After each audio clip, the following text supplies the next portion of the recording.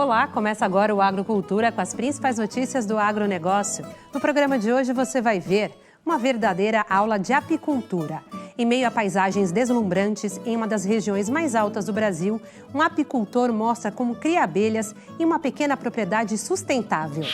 Donald Trump surpreende e retira todas as tarifas do agro brasileiro. De café a carne, frutas e outros itens, centenas de produtos do campo deixam de pagar taxas para entrar nos Estados Unidos.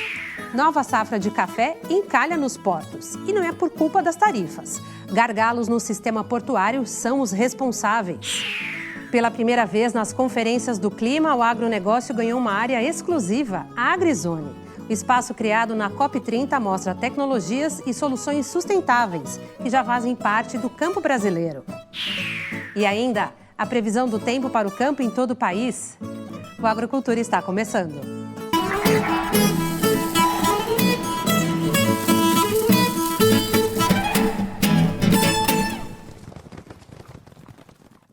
Prepare-se para uma verdadeira aula de apicultura.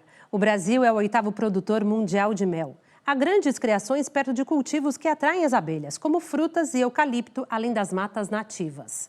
Hoje nós vamos conhecer um apicultor que se instalou em uma das serras mais altas e bonitas do Brasil. Ali, a produção do mel é feita com muita técnica e foco na sustentabilidade em um pequeno sítio. A repórter Verônica Salazar, da nossa parceira TV Educativa do Espírito Santo, foi até lá e colocou a mão na massa. Quer dizer, nas caixas de abelhas, e conta essa experiência pra gente. Estamos no distrito de Pedra Azul, em Domingos Martins, região serrana do Espírito Santo, um dos destinos mais encantadores do estado. Esse paraíso é morada de milhares de seres pequenininhos, essenciais para a vida.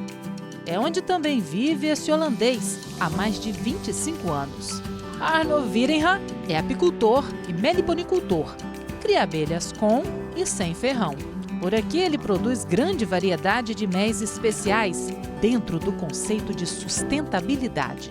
A gente tenta dar um exemplo de agricultura sustentável. Dentro de uma propriedade rural, mesmo pequeno, a gente consegue fazer isso. A gente tem nossa lavoura de café, que é um café sombreado. A gente aceita um pouco uma produção um pouco mais baixa, mas uma qualidade de produto melhor, que se transforma em um preço de mercado melhor. Para chegar onde vivem as quase 100 mil abelhas do Sr. Arno, é preciso caminhar um pouco. A roupa de proteção é obrigatória, já que as nossas anfitriãs são bem defensivas e têm ferrões poderosos. E agora a gente veio aqui para o escritório do seu Arno, é o escritório dele que fica aqui na roça, né? Tem aquela música que fala, meu escritório é na praia, o escritório dele fica na roça, é onde ficam as colmeias dele. Então, seu Arno, quantas colmeias o senhor tem aqui na propriedade do senhor? Nossa propriedade aqui são 3 hectares, na verdade, uma pequena propriedade, onde a gente, aqui nós temos nosso berçário, que a gente fala, onde a gente cria e recupera novos enxames. É nosso escritório que a gente prepara, a gente chama crianças respeitosamente, para que elas podem entrar em produção depois. E que tipo de abelha, né, o senhor trabalha aqui, seu Arno? A gente trabalha aqui com a abelha brasileira. Às vezes o consumidor se confunde um pouco com a abelha africana, a abelha europeia, e nem dos dois tem aqui no nosso sudeste, aqui no Brasil. A gente tem um mesclado, um híbrido, a gente chama cientificamente abelha Apis mellifera, que é um cruzamento entre 5 raças europeias e uma africana. E esse mesclado faz que nós temos uma abelha maravilhosa aqui, porém ela é um pouquinho mais defensivo. Aqui a gente precisa dessas roupas de proteção, porém ela também é mais produtivo e consegue girar uma renda muito mais satisfatória com essa espécie. É hora de conhecer as famosas e produtivas crianças do seu Arno. Vamos lá então? Tá bom, vamos à obra. A fumacinha de forma moderada é um método para desorientar as abelhas, deixá-las, digamos, mais calmas. A abelha também é assim, quando tem fumaça, fogo. Na natureza, ela fala assim, cara, a gente pode... Perigo. E o que a abelha começa a fazer? Ela começa a ingerir alimento. Néctar, na verdade, o mel. Ela começa a pegar o mel nos favos, você vai ver aqui também, ela começa a chupar, a gente chama isso popularmente, chupar o melzinho. Com a abelha calminha e de barriga cheia, é hora de fazer o manejo. Aqui você está vendo uma criação de abelhas. Aqui eu jogo fumacinha por cima só para sinalizar entendeu? Aí a abelha fica embaixo. Eu não jogo a fumaça dentro do colmeia. Então, aqui vocês estão vendo os quadrinhos, o ninho está aqui dentro, inclusive a rainha, o jangão e uns 50 mil abelhas, mais ou menos assim. Puxando aqui, esse aqui é tudo cera nova, que ela está fazendo em cima de uma lâmina de cera dela, que a gente fornece para ela. Nós, apicultores, a gente fornece lâminas de cera, feito só para o processamento, que a gente faz uma lâmina que introduz na colmeia, para facilitar ela para trabalhar mais uniforme, mais bonitinho. E nesse momento, com esse enxame, nós temos uma camada de mel gigante aqui por cima, porque a gente está na época de florada. A abelha estoca muito alimento e de alguma forma ela está fazendo isso aqui no ninho. Esses marronzinhos, são abelhas, são pupas, na verdade. Embaixo dessa selinha tem uma larvinha de abelha que vai nascer. Cada buraquinho nasce um. Esse buraquinho a gente chama alvéolo. E cada alvéolo pode nascer uma abelha. Então imagina num enxame mais treinado, ela consegue encher esse quadro inteiro com filhote. Aí pode nascer a cada lado 3 mil abelhas. A média é de 50, 60 mil abelhas por colmeia. É da rainha a responsabilidade de garantir uma boa produção. Tudo gira ao redor da monarca, que produz até 1.500 ovos por dia. Por isso, na apicultura profissional, a seleção genética é obrigatória. Nós temos um colega em Minas Gerais, no nosso caso, e aqui no Espírito Santo, em Fundão também, que manda rainhas para nós, para introduzir. Eles fazem nossas rainhas baseado no nosso material genético que a gente trabalha aqui. Eles fazem novas rainhas. E aí vem nessa gaiolinha que eles mandam por Sedex para nós. Mas tem um monte desses gaiolinhas aqui dentro, na caixinha, com a rainha e alguns acompanhantes aqui dentro. E aí a gente introduz uma caixinha de abelha. Um dia antes a gente tira a rainha velha, com todo respeito, assim, obrigado pelo seu serviço. Aí a gente torce o pescocinho e coloca dentro no fumigador. E para não deixar cheiro. Rainhas, depois de um ano e meio, começa a dar uma queda de produção. Porque às vezes o pessoal tira uma abelha de cupim e coloca dentro de uma caixinha e fala assim, não, essa aqui vai produzir 40, 50 quilos. Esquece, que não é assim. Não é entendeu? assim, ela tem o tempo dela. Né? Ela tem o tempo dela, que a gente tenta induzir as abelhas, que é ela que manda. Pode ser meu escritório aqui, mas ela que manda. Ela está no comando. O conceito de sustentabilidade faz parte da cultura holandesa. O país, apesar da pequena extensão territorial, assumiu o compromisso nacional para a agricultura sustentável, com o objetivo de produzir mais comida usando poucos recursos. Com menos água e espaço e uso reduzido de pesticidas, a Holanda conseguiu estar entre os maiores exportadores de alimentos do mundo. Seu Arno nunca cogitou produzir de outra forma. Aquele cara com facão vai no meio do mato, vai arrancar mel. Não é assim. Então a abelha também é uma criação. Então você tem que cuidar. E para isso também você tem que estudar, conhecer as manhas, as metodologias de produção disponível. As árvores que a gente plantou aqui na beira, e o capoeira, é tudo voltado para fortalecer as abelhas para produzir melhor. E criar também um sombreamento para que as caixas de abelha não fiquem tanto no calor. E também fornecimento de néctar, pólen e tudo isso aí. E também tentar criar um ambiente agradável, um recurso natural, tentar preservar isso de tal forma que nossas futuras gerações podem dar continuidade a esse trabalho. O mel produzido no Brasil tem grande aceitação no mercado internacional e ocupa a 8ª posição na produção mundial. No entanto, o segmento tem seus desafios. O grande desafio com a apicultura é que, na verdade, eu não estou no comando. Quem está no comando são as abelhas. Então eu tenho que me virar e pensar como a própria abelha. Eu tenho que ajudar ela, induzir ela a produzir melhor o mel. E às vezes nossos fatores climatológicos, o frio, a seca, floradas, natureza, interferem muito nisso.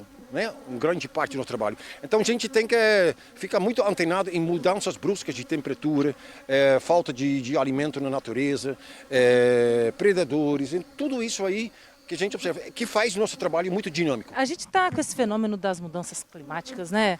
Como é que vocês apicultores têm lidado com isso?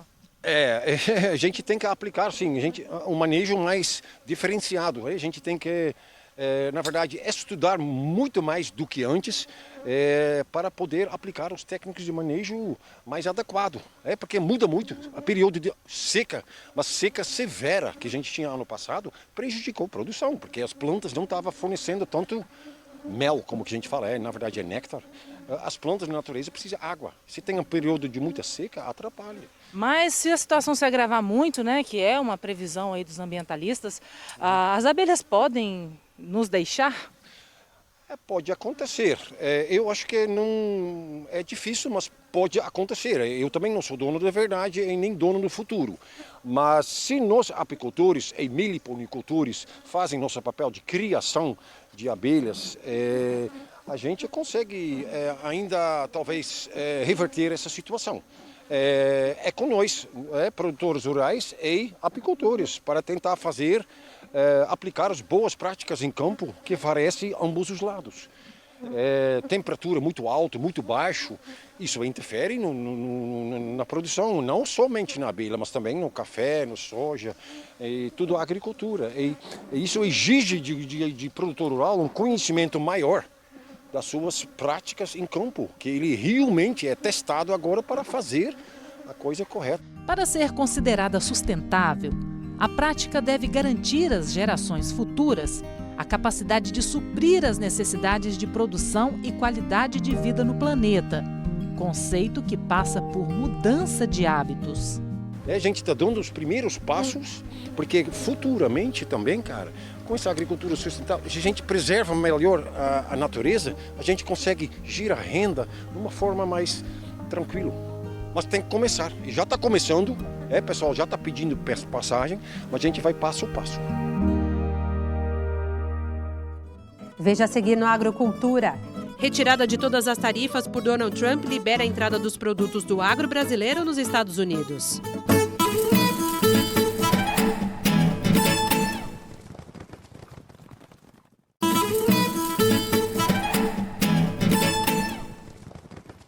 Confira agora as principais notícias do campo. O governo dos Estados Unidos publicou a lista de produtos brasileiros que deixam de ser atingidos pela tarifa extra de 40% imposta em julho. A medida integra a nova ordem executiva assinada pelo presidente Donald Trump, que revisa parcialmente o decreto inicial após avanços nas negociações com o Brasil. A revogação vale de forma retroativa a partir de 13 de novembro e beneficia principalmente setores do agronegócio, que foram os mais afetados pelo tarifaço. Com a nova decisão, produtos como carne bovina fresca ou congelada, cacau, café, frutas específicas, vegetais, nozes e fertilizantes voltam a entrar no mercado norte-americano sem a sobretaxa. Nós que estávamos com 36% no início de produtos com tarifa 10 mais 40, reduzimos para 22%.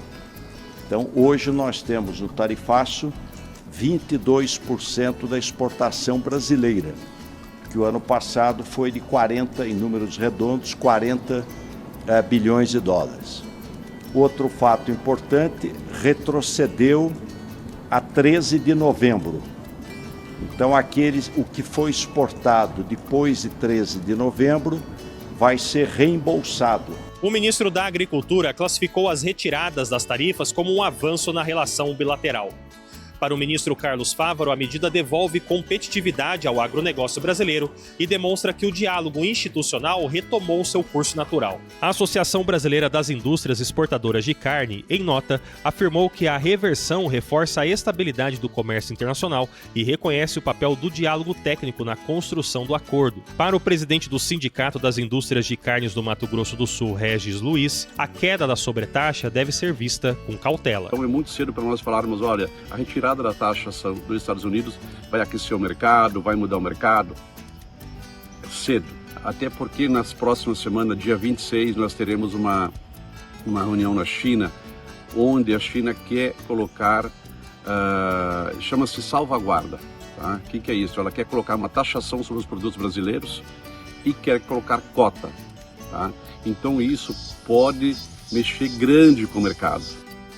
No Dia da Consciência Negra, o governo de São Paulo lançou uma linha de crédito exclusiva para a agricultura quilombola. São 3 milhões de reais para apoiar a produção nessas comunidades, que historicamente encontram barreiras no acesso aos financiamentos convencionais. Cada produtor quilombola pode retirar até 40 mil reais para implantação, ampliação ou modernização de atividades agrícolas, agroindustriais ou de comercialização. Os recursos estarão disponíveis a partir do mês de dezembro. Nova safra de café encalha nos portos e a culpa não é das tarifas. A infraestrutura está sobrecarregada e não consegue receber todo o volume de carga. Isso acaba gerando atrasos e acúmulos de containers. Segundo o Conselho de Exportadores de Café do Brasil, uma parte do café que deveria ter deixado o país em setembro não foi exportada. O ocorrido afetou a economia brasileira, que perdeu quase 2 bilhões de reais. Mais que a metade das embarcações previstas para transportar o café registraram atrasos ou alterações nas escalas. A situação ficou ainda mais grave no Porto de Santos, que corresponde por 79% das exportações brasileiras de café. Com isso, 130 porta-containers foram afetados, o que resultou em um atraso de 35 dias. Já o Porto do Rio de Janeiro, o segundo maior corredor de saída do café nacional, 44% dos navios sofreram atrasos, com mais de 60 dias de espera. Veja agora a previsão do tempo para o campo com o Stael Cias da Metsul, Meteorologia de São Leopoldo, no Rio Grande do Sul, especialmente para o Agricultura. Olá, você que nos acompanha nesta edição do Agricultura. O regime de precipitação no Brasil nesses próximos 10 dias vai se aproximar mais de uma condição típica de verão. E no mapa de projeção de acumulados desses 10 dias da chuva, a gente consegue ver sinais desta mudança. Os maiores acumulados tendem a ficar concentrados aqui entre a região amazônica até a Bahia e o norte de Minas Gerais. Um verdadeiro corredor de chuva com acumulados elevados e que devem regularizar, então, aos poucos a umidade do solo, criando condições para o manejo das lavouras. E tem excessos aqui, o oeste da Bahia e a parte mais sudeste de Tocantins até preocupa, porque os acumulados podem ficar na casa até de 200 milímetros em alguns pontos. Por outro lado, no sul do Brasil não para de chover, mas haverá uma grande irregularidade e os sinais do Laninha ficam mais evidentes já a partir de agora. A gente vê aqui a chuva acontecendo, mas volumes na faixa de 10 a 30, 50 milímetros em 10 dias, isso olhando para São Paulo, Mato Grosso do Sul e os 3 estados do sul do Brasil. Outro destaque é a grande variabilidade na temperatura. Inicialmente tem um refresco nesta semana que chega até São Paulo, depois volta a esquentar no centro-sul do Brasil, ao redor do dia 28, e novamente tem refresco na virada do mês, de novembro para dezembro, a gente vê um ar mais gelado se espalhando pelo território brasileiro e chegando aqui até mesmo a Mato Grosso do Sul. Não é frio de geada, mas haverá um padrão de temperatura bem mais ameno do que o normal para esta época do ano. Veja a seguir no Agricultura. Pela primeira vez, o agronegócio ganha um espaço próprio dentro da Conferência do Clima. Nós voltamos já.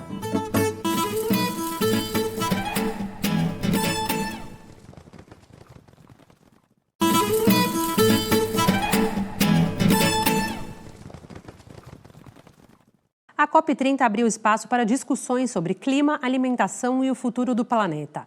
E pela primeira vez, o agronegócio ganhou uma área exclusiva dentro da conferência, a AgriZone. Um espaço totalmente novo criado para apresentar as tecnologias e soluções sustentáveis que já fazem parte do campo brasileiro.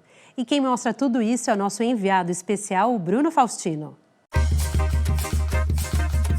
Sejam bem-vindos a Belém do Pará, a porta de entrada da Amazônia. O mundo inteiro voltou seus olhos para cá, para a floresta e para os desafios das mudanças climáticas. É incrível a gente estar recebendo, pela terceira vez a COP no Brasil. Para nós do setor agro, o que a gente está discutindo bastante é como a agenda de biocombustível pode entrar de maneira estruturada nessa agenda de transição energética, dizendo, olha, a gente pode ter um papel muito mais relevante do que a gente tem hoje. Pela primeira vez, a Cúpula do Clima abre espaço para o agronegócio apresentar as suas soluções sustentáveis. Uma oportunidade para o Brasil mostrar ao mundo como unir produtividade, tecnologia e floresta em pé. Esse aqui, gente, é o pavilhão central da AgriZone. É onde acontecem as principais discussões e onde o visitante descobre os sabores da floresta amazônica. Um ano atrás, junto com o Ministério da Agricultura e Pecuária, que é o nosso ministro, a gente fez uma proposta de aproveitar o espaço da Embrapa aqui na Amazônia, a Embrapa Amazônia Oriental, para a gente fazer a Casa da Agricultura Sustentável. E mais do que isso, ser um espaço inclusivo, um espaço das parcerias, público-privada, chamar todo mundo para juntos a gente mostrar a sustentabilidade da agricultura brasileira. Na COP, uma coisa fica clara: clima não é tema de um país só. É sobre união, responsabilidade e compromisso real com o futuro. E as cooperativas levam a sério esse assunto. Os nossos cooperados já cuidam do empreendimento cooperativo e isso é muito sustentável, porque faz com que o negócio seja viável e ainda assim ambientalmente correto. Aceita um cafezinho? Esse aqui, gente, é o café da COP. É um café bem diferente, servido tanto para os líderes mundiais e para os visitantes que prestigiam o evento. Esse café é um café carbono negativo, bem sustentável, não? A Telo, que é uma empresa de fertilizantes organomineral e de biofertilizantes, ela integra a matéria orgânica com os fertilizantes. Com isso, eu otimizo o uso de fósforo, por exemplo, em 50%. Nas últimas 3 ou 4 COPs, as iniciativas de agro vieram crescendo, mas essa sim marcou um grande momento, que é a inserção do agro na discussão das questões climáticas. Com ciência e tecnologia, pequenos, médios e grandes produtores estão mostrando que é possível usar biosoluções para produzir bem, produzir muito e produzir sem agravar as mudanças climáticas. Hoje temos bioestimulantes que podem reduzir o uso de nitrogênio em 20%. O nitrogênio está diretamente impactando o ambiente. Nós queremos dizer ao mundo que a tecnologia existe. Esse local onde acontece a AgriZone fica dentro da Embrapa Amazônia Oriental. E aqui dentro, gente, nós descobrimos um fragmento de floresta. E aqui na frente nós encontramos um exemplar que poderíamos chamar de rei ou de rainha dessa área. O nome... acho que pode lembrar mais a um rei, né? A um rei, né? Porque é o breu. O breu. Né? O que é o breu? Então, o breu é essa árvore usada tradicionalmente porque ela tem uma resina extremamente aromática, né? Posso? Por favor, Posso? É uma experiência... A experiência é essa, ó. Passa a mão e sente o cheiro.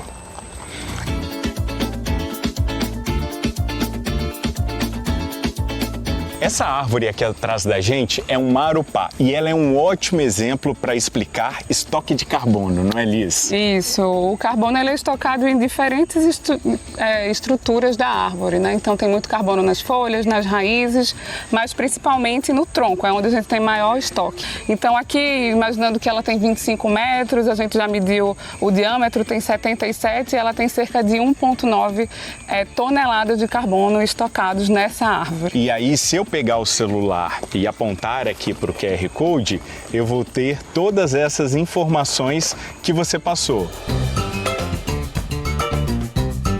Gente, dá só uma olhada no tamanho dessa árvore. Você tem ideia de que planta é essa?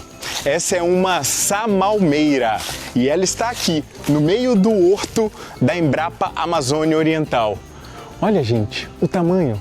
São mais de 80 anos. Antes mesmo da unidade ser criada, ela já estava aqui. E está no meio da floresta, está de pé, protegendo, fazendo sombra e também refrescando. Porque quem conhece Belém sabe que é um calor, que é quente, que é úmido a cidade.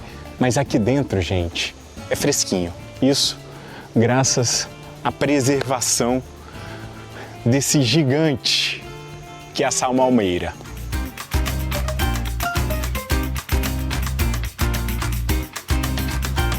Uma das tecnologias mais difundidas pela Embrapa e que está sendo apresentada aqui na COP é o sisteminha. Vladimir, explica para quem nos acompanha o que é o sisteminha. Eu só sei que ele começa aqui, no tanque.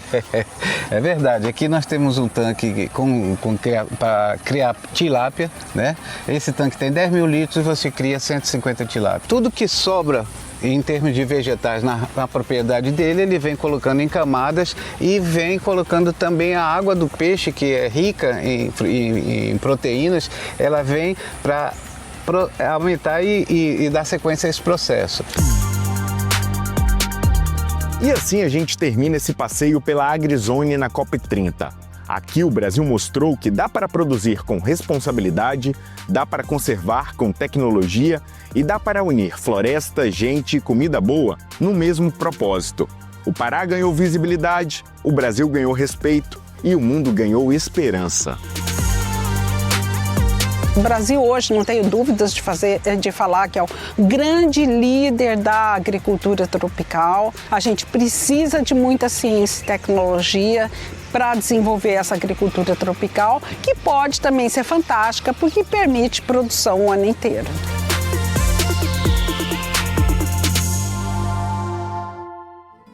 O Agricultura de hoje termina aqui. Obrigada pela sua companhia e até o próximo domingo às 10 horas da manhã. Uma ótima semana para todos.